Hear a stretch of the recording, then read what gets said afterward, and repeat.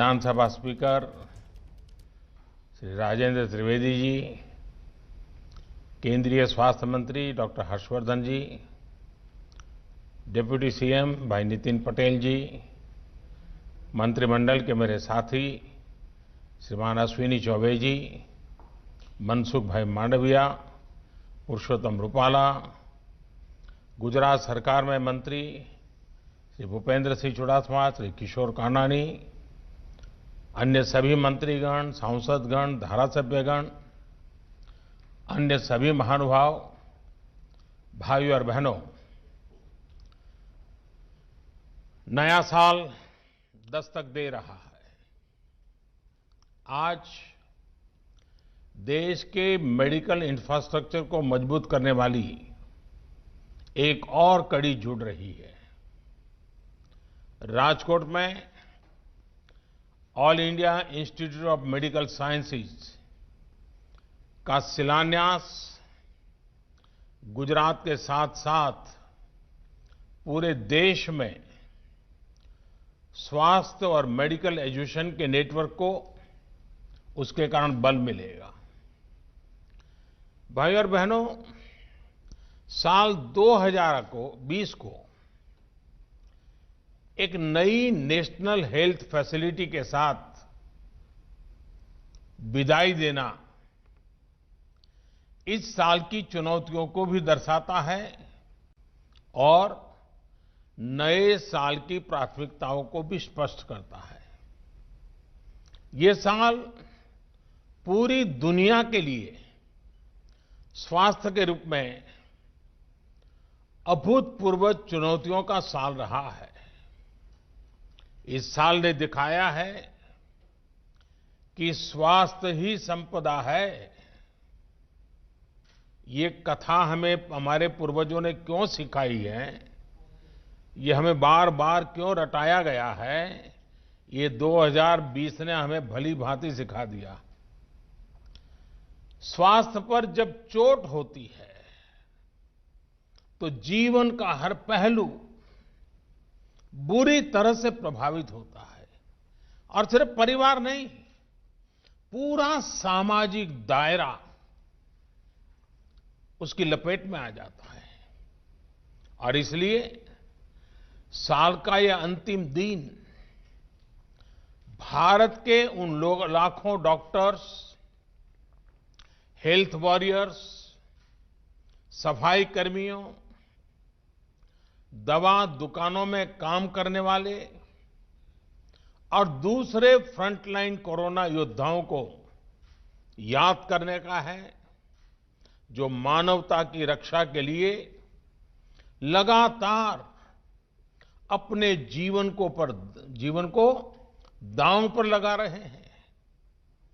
कर्तव्य पथ पर जिन साथियों ने अपना जीवन दे दिया है, मैं आज उन सबको आदरपूर्वक नमन करता हूं। आज देश उन साथियों को, उन वैज्ञानिकों को, उन कर्मचारियों को भी बार बार याद कर रहा है जो कोरोना से लड़ाई के लिए जरूरी मेडिकल इंफ्रास्ट्रक्चर तैयार करने में दिन रात जुटे रहे हैं। आज का दिन उन सभी साथियों की सराहना का है जिन्होंने इस मुश्किल दौर में गरीब तक भोजन और दूसरी सुविधाएं पहुंचाने में पूरे समर्पण के साथ काम किया।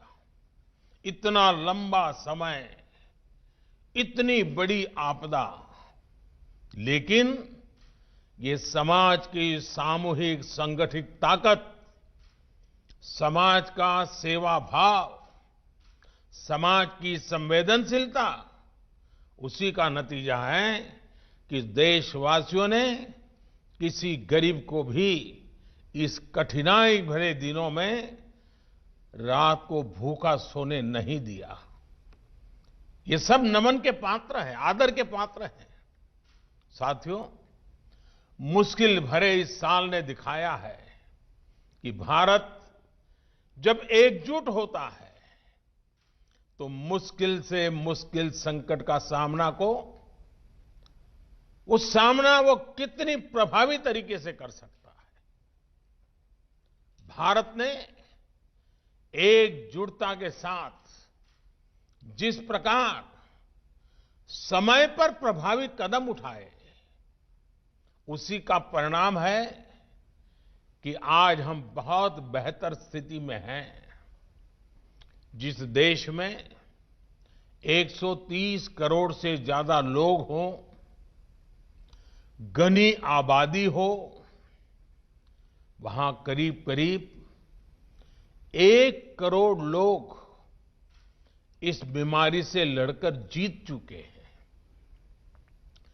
कोरोना से पीड़ित साथियों को बचाने का भारत का रिकॉर्ड दुनिया से बहुत बेहतर रहा है। वहीं अब संक्रमण के मामले में भी भारत लगातार नीचे की तरफ जा रहा है। भाइयों और बहनों, साल 2020 में संक्रमण की निराशा थी, चिंताएं थी, चारों तरफ सवालिया निशान थे। 2020 की वो पहचान बन गई, लेकिन 2021 इलाज की आशा लेकर के आ रहा है। वैक्सीन को लेकर भारत में हर जरूरी तैयारियां चल रही है। भारत में बनी वैक्सीन तेजी से हर जरूरी वर्ग तक पहुंचे, इसके लिए कोशिशें अंतिम चरणों में हैं। दुनिया का सबसे बड़ा टीकाकरण अभियान चलाने के लिए भारत की तैयारियां जोरों पर है। मुझे विश्वास है कि जिस तरह बीते साल संक्रमण से रोकने के लिए हमने एकजुट होकर प्रयास किए, उसी तरह टीकाकरण को सफल बनाने के लिए भी पूरा भारत एकजुटता से आगे बढ़ेगा। साथियों, गुजरात में भी संक्रमण को रोकने के लिए और अब टीकाकरण के लिए तैयारियों को लेकर प्रशंसनीय काम हुआ है। बीते 2 दशकों में जिस प्रकार का मेडिकल इंफ्रास्ट्रक्चर गुजरात में तैयार हुआ है, वो एक बड़ी वजह है कि गुजरात कोरोना चुनौती से बेहतर तरीके से निपट पा रहा है। एम्स राजकोट गुजरात के हेल्थ नेटवर्क को और सशक्त करेगा, मजबूत करेगा। अब गंभीर से गंभीर बीमारियों के लिए राजकोट में ही आधुनिक सुविधा उपलब्ध हो रही है। इलाज और शिक्षा के अलावा इससे रोजगार के भी अनेक अवसर तैयार होंगे। नए अस्पताल में काम करने वाले लगभग 5,000 सीधे रोजगार उपलब्ध होंगे। इसके साथ साथ रहन सहन, खाने पीने, ट्रांसपोर्ट, दूसरी मेडिकल सुविधाओं से जुड़े अनेक अप्रत्यक्ष रोजगार भी यहां बनेंगे।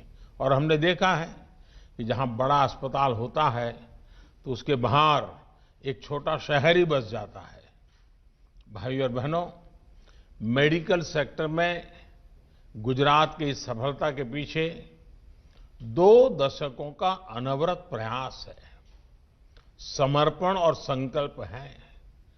बीते 6 सालों में पूरे देश में जिस इलाज और मेडिकल एजुकेशन को लेकर जिस स्केल पर काम हुआ है, उसका निश्चित लाभ गुजरात को भी मिल रहा है।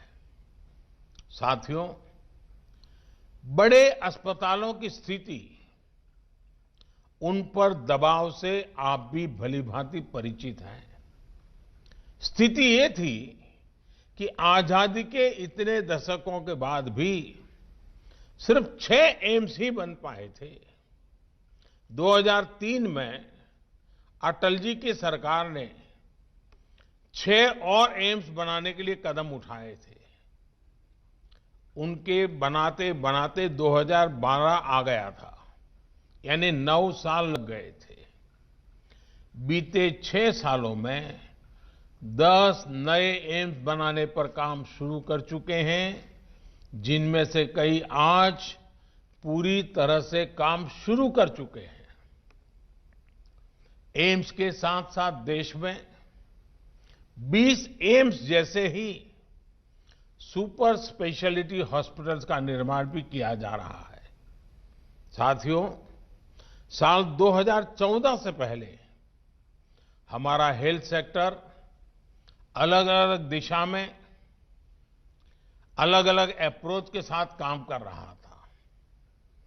प्राइमरी हेल्थ केयर का अपना सिस्टम था। गांवों में सुविधाएं न के बराबर थी। हमने हेल्थ सेक्टर में हॉस्पिटल होलिस्टिक तरीके से काम करना शुरू किया। हमने जहां एक तरफ प्रिवेंटिव केयर पर बल दिया, वहीं इलाज की आधुनिक सुविधाओं को भी प्राथमिकता दी। हमने जहां गरीब का इलाज पर होने वाला खर्च कम किया, वहीं इस बात पर भी जोर दिया कि डॉक्टरों की संख्या में तेजी से वृद्धि हो। साथियों, आयुष्मान भारत योजना के तहत देश भर के दूर-दराज के इलाकों में लगभग 1.5 lakh health and wellness centre बनाने के लिए काम तेजी से चल रहा है। अभी तक इनमें से 50,000 सेंटर सेवा देना शुरू भी कर चुके हैं। लगभग 5,000 गुजरात में ही हैं। इस योजना से अब तक देश के करीब 1.5 करोड़ गरीबों को 5 लाख रुपए तक का मुफ्त इलाज मिला है। इस योजना ने गरीब भाई बहनों की कितनी बड़ी मदद की है, इसके लिए एक आंकड़ा मैं देश को बताना चाहता हूं। साथियों, आयुष्मान भारत योजना से गरीबों के लगभग 30,000 करोड़ रुपए से ज्यादा बचे हैं। 30,000 करोड़ रुपए, ये बहुत बड़ा रकम है। आप सोचिए, इस योजना ने गरीबों को कितनी बड़ी आर्थिक चिंता से मुक्त किया है।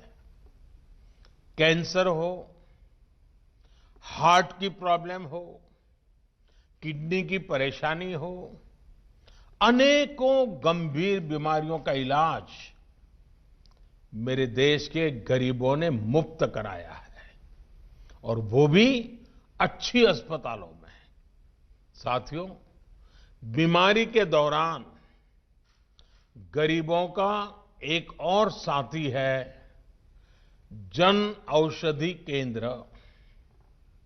देश में लगभग 7,000 जन औषधि केंद्र गरीबों को बहुत ही कम कीमत पर दवाइयां उपलब्ध करा रहे हैं।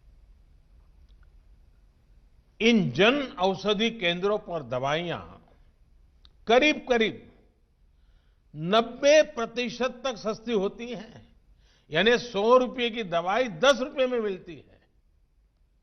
3.5 लाख से ज्यादा गरीब मरीज हर रोज इन जन औषधि केंद्रों का लाभ ले रहे हैं, और इन केंद्रों की सस्ती दवाइयों की वजह से गरीबों के हर साल औसतन एवरेज 3600 करोड़ रुपए खर्च होने से बच रहे हैं।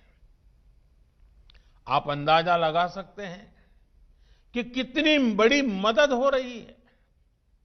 वैसे कुछ लोगों के मन में सवाल उठ सकता है कि आखिर सरकार इलाज का खर्च कम करने, दवाइयों पर होने वाले खर्च को कम करने पर इतना जोर क्यों दे रही है।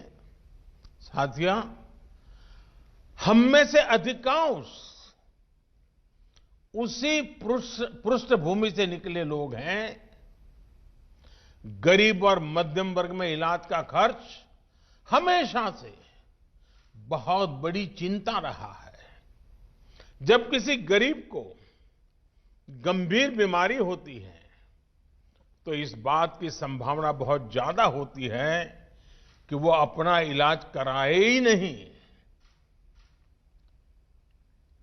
इलाज के लिए पैसे ना होना, घर के अन्य खर्च, अपनी जिम्मेदारियों की चिंता,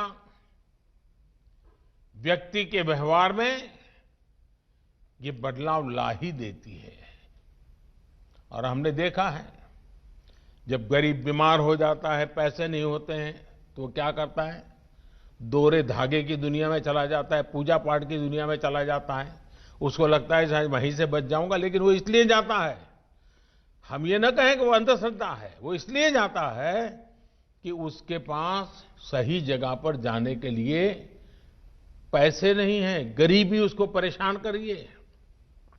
साथियों, हमने ये भी देखा है कि जो व्यवहार पैसे की कमी की वजह से बदल जाता है, वही व्यवहार जब गरीब के पास एक सुरक्षा कवच होता है तो वे एक आत्मविश्वास में बदल जाता है। आयुष्मान भारत योजना के तहत गरीबों का इलाज, लोगों की इस चिंता, इस व्यवहार को बदलने में सफल रहा है, जिसमें वो पैसे की कमी की वजह से अपना इलाज कराने अस्पताल जाते ही नहीं थे। और कभी कभी तो मैंने देखा है कि घर के जो बुजुर्ग हैं, ज्यादा बुजुर्ग नहीं, 45-50 साल की आयु, बड़े व्यक्ति, वे इसलिए बीमार दवाई नहीं कराते, वो कहते कर्ज हो जाएगा तो सारा कर्ज बच्चों को देना पड़ेगा और बच्चे बर्बाद हो जाएंगे। बच्चों की जिंदगी बर्बाद न हो, इसलिए कई माँ बाप जीवन भर दर्द झेलते हैं और दर्द में ही मरते हैं, क्योंकि कर्ज ना हो, दर्द झेले, लेकिन बच्चों के नसीब में कर्ज ना आए, इसलिए वो ट्रीटमेंट नहीं कराते। खास पर यह भी सही है कि प्राइवेट हॉस्पिटल जाने की तो गरीब पहले कभी सोच ही नहीं पाता था। आयुष्मान भारत के बाद अब यह भी बदल रहा है। साथियों, अपने स्वास्थ्य की सुरक्षा का एहसास, इलाज के लिए पैसे की उतनी चिंता का न होना, इसने समाज की सोच को बदल दिया है और हम इसके नतीजे भी देख रहे हैं। आज हेल्थ और वेलनेस को लेकर एक सतर्कता आई है, गंभीरता आई है। और ये सिर्फ शहरों में हो रहा है ऐसा नहीं है, अब दूसरे देश के गांवों में भी, अब ये दूर सुदूर हमारे देश के गांवों में भी ये जागरूकता हम देख रहे हैं। व्यवहार में परिवर्तन के ऐसे उदाहरण अन्य क्षेत्रों में भी नजर आ रहे हैं। जैसे शौचालयों की उपलब्धता से लोगों को स्वच्छता के लिए और जागरूक किया है। हर घर जल अभियान लोगों को स्वच्छ पानी सुनिश्चित कर रहा है, पानी से होने वाली बीमारियों को कम कर रहा है। रसोई में गैस पहुंचने के बाद न सिर्फ हमारी बहन बेटियों का स्वास्थ्य सुधर रहा है, बल्कि पूरे परिवार में एक सकारात्मकता की सोच आई है। ऐसे ही प्रधानमंत्री सुरक्षित मातृत्व अभियान के गर्भवती महिलाओं को रेगुलर चेक आपके लिए प्रोत्साहित किया है और चेकअप के कारण उनको पहले से गंभीरता की तरफ इंगित कर दिया जाता है। इसका लाभ ये हो रहा है कि गर्भावस्था के दौरान जो कॉम्प्लिकेटेड केसेस होते हैं वो जल्दी पकड़ में आते हैं और उनका समय पर इलाज भी होता है। वहीं प्रधानमंत्री मातृ वंदना योजना के द्वारा ये सुनिश्चित किया जा रहा है कि गर्भवती महिलाओं को पर्याप्त पोषण मिले, देखभाल मिले।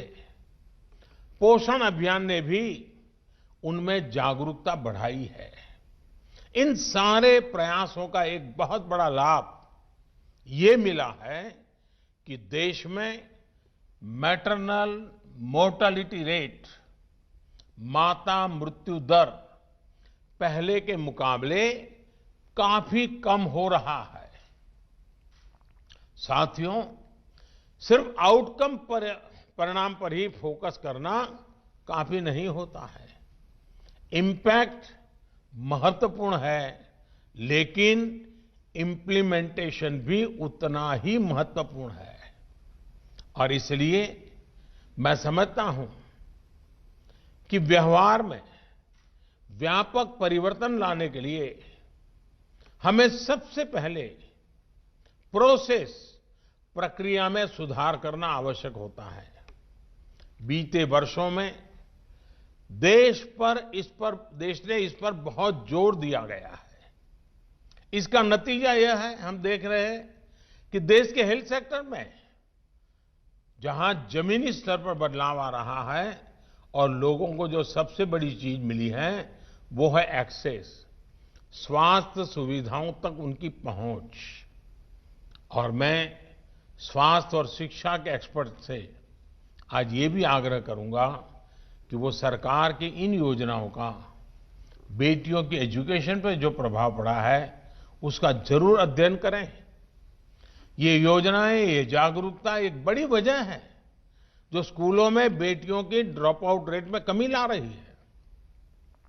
साथियों, देश में मेडिकल एजुकेशन को बढ़ावा देने के लिए भी मिशन मोड पर काम चल रहा है। मेडिकल एजुकेशन की मैनेजमेंट में जुड़ी समस्याओं में रिफॉर्म्स किए, पारंपरिक भारतीय चिकित्सा से जुड़ी शिक्षा में भी जरूरी रिफॉर्म्स किए। नेशनल मेडिकल कमीशन बनने के बाद हेल्थ एजुकेशन में क्वालिटी भी बेहतर होगी और क्वांटिटी को लेकर भी प्रगति होगी। ग्रेजुएट्स के लिए नेशनल एग्जिट टेस्ट, उसके साथ साथ 2 साल का पोस्ट एमबीबीएस डिप्लोमा हो या फिर पोस्ट ग्रेजुएट डॉक्टर के लिए डिस्ट्रिक्ट रेसिडेंसी स्कीम हो, ऐसे नए कदमों से जरूरत और गुणवत्ता दोनों स्तर पर काम किया जा रहा है। साथियों, लक्ष्य ये है कि हर राज्य तक एम्स पहुंचे और हर 3 लोकसभा क्षेत्र के बीच में एक मेडिकल कॉलेज जरूर हो। इन्हीं प्रयासों का परिणाम है कि बीते 6 साल में एमबीबीएस के 31,000 नई सीटें और पोस्ट ग्रेजुएट में 24,000 नई सीटें बढ़ाई गई है। साथियों, हेल्थ सेक्टर में भारत जमीनी स्तर पर बड़े परिवर्तन की ओर बढ़ रहा है। अगर 2020 हेल्थ चैलेंजेस का साल था तो 2021 हेल्थ सॉल्यूशंस का साल होने वाला है। 2021 में विश्व स्वास्थ्य को लेकर से और ज्यादा जागरूक होकर समाधानों की तरफ बढ़ेगा। भारत ने भी जिस तरह 2020 में हेल्थ चैलेंजेस में से निपटने में अपना योगदान दिया है, वो दुनिया ने देखा है। मैंने शुरू में इनका जिक्र भी किया है। साथियों, भारत के ये योगदान 2021 में हेल्थ सॉल्यूशंस के लिए, सॉल्यूशंस की स्केलिंग के लिए महत्वपूर्ण होने वाला है। भारत फ्यूचर ऑफ हेल्थ और हेल्थ ऑफ फ्यूचर दोनों में ही सबसे महत्वपूर्ण रोल निभाने जा रहा है। जहां दुनिया को कॉम्पिटेंट मेडिकल प्रोफेशनल्स भी मिलेंगे, उनका सेवा भाव भी मिलेगा। यहां दुनिया को मास इम्यूनाइजेशन का एक्सपीरियंस भी मिलेगा और एक्सपर्टाइज भी मिलेगी। यहां दुनिया को हेल्थ सॉल्यूशंस और टेक्नोलॉजी को इंटीग्रेट करने वाले स्टार्टअप्स और स्टार्टअप इकोसिस्टम भी मिलेगा। ये स्टार्टअप्स हेल्थ केयर को एक्सेसिबल भी बना रहे हैं और हेल्थ आउटकम्स को इंप्रूव भी कर रहे हैं। साथियों, आज हम सब ये देख रहे हैं कि बीमारियां अब कैसे ग्लोबलाइज हो रही है। इसलिए ये समय की और ये समय है कि हेल्थ सॉल्यूशंस भी ग्लोबलाइज हो, दुनिया एक साथ आकर प्रयास करे, रिस्पॉन्ड करे। आज अलग थलग प्रयास, साइलोज में काम करना, ये रास्ता काम आने वाला नहीं है। रास्ता है सबको साथ लेकर चलना, सबके लिए सोचना।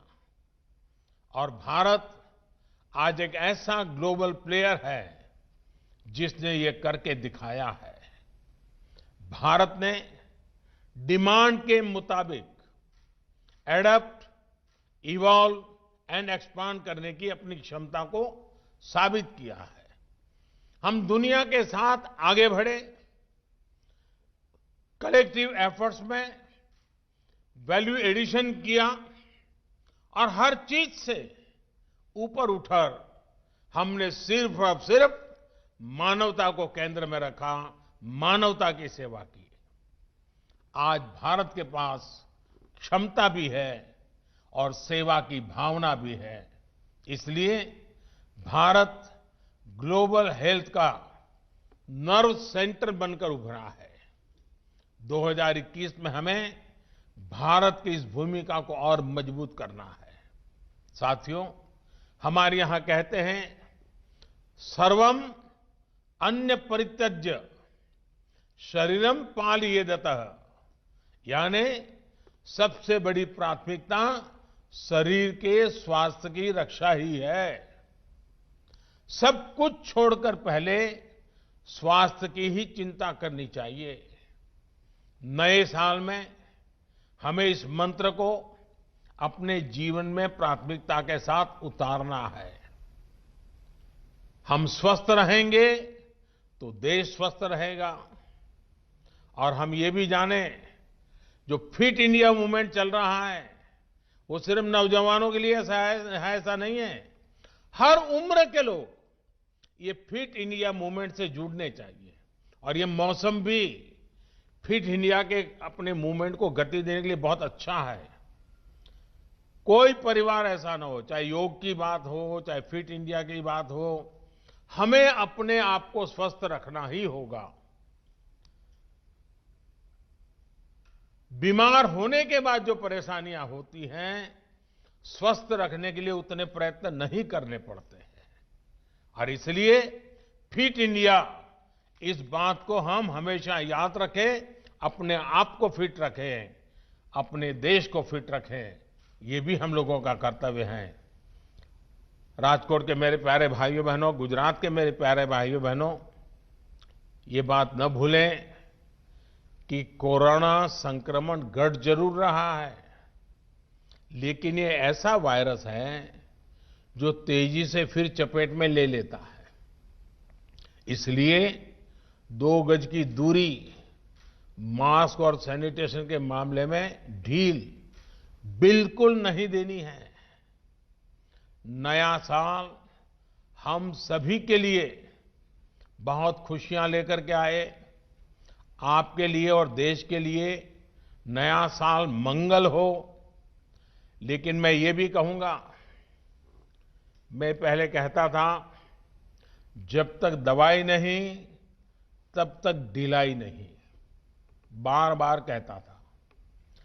अब दवाई सामने दिख रही है, कुछ ही समय का सवाल है। तो भी मैं कहूंगा, पहले मैं कहता था दवाई नहीं तो ढिलाई नहीं, लेकिन अब मैं फिर से कह रहा हूं दवाई भी और कड़ाई भी। कड़ाई भी बरतनी है और दवाई भी लेनी है। दवाई आ गई तो सब छूट मिल गई, ये भ्रम में मत रहना। दुनिया यही कहती है, वैज्ञानिक यही कहते हैं, और इसलिए अब मंत्र रहेगा हमारा 2021 का, दवाई भी और कड़ाई भी। दूसरी एक बात, हमारे देश में अफवाहों का बाजार जरा तेज रहता है। भांति भांति के लोग अपने निजी स्वार्थ के लिए, कभी गैर जिम्मेदार व्यवहार के लिए भांति भांति अफवाहें फैलाते हैं।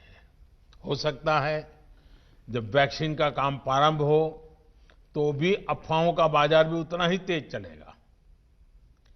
किसी को बुरा दिखाने के लिए सामान्य मानवी का कितना नुकसान हो रहा है, इसकी परवाह किए बिना न जाने अनगिनत काल्पनिक झूठ फैलाए जाएंगे।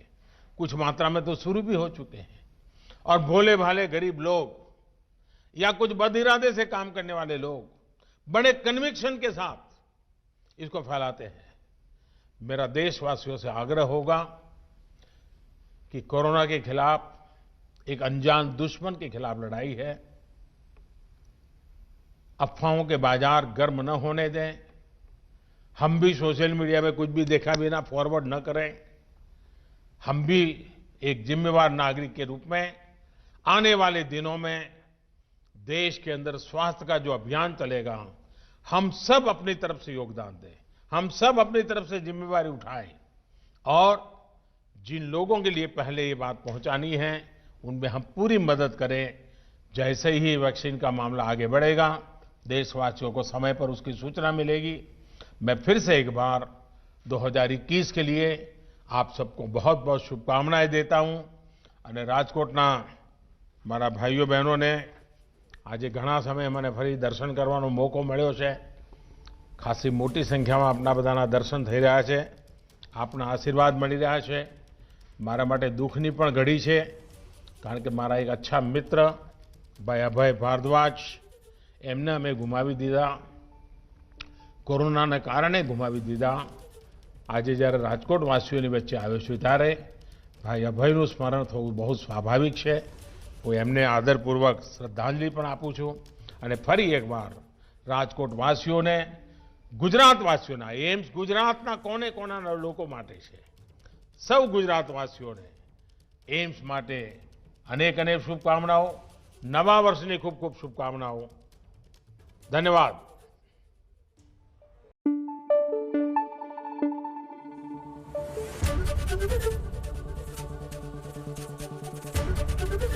एबीपी न्यूज आपको रखे आगे।